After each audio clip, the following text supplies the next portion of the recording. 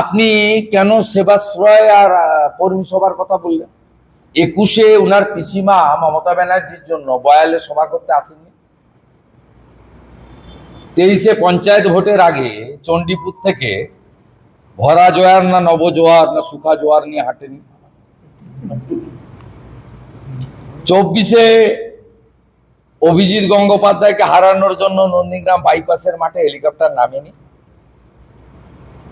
ওনারা দুজনই বারে বারে এসেছেন।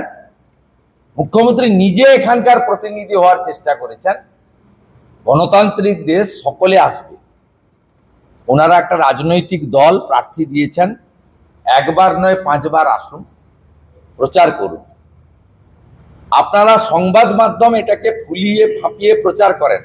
আপনাদের নিজস্ব এজেন্ডা রয়েছে। আপনাদের অনেকেই স্থাবকতা বা চটি চাটার কাজ করেন। শুভেন্দু অধিকারী বা নন্দীগ্রাম বিজেপি পরিবার, শহীদ পরিবার এটাতে বিচলিত নয়।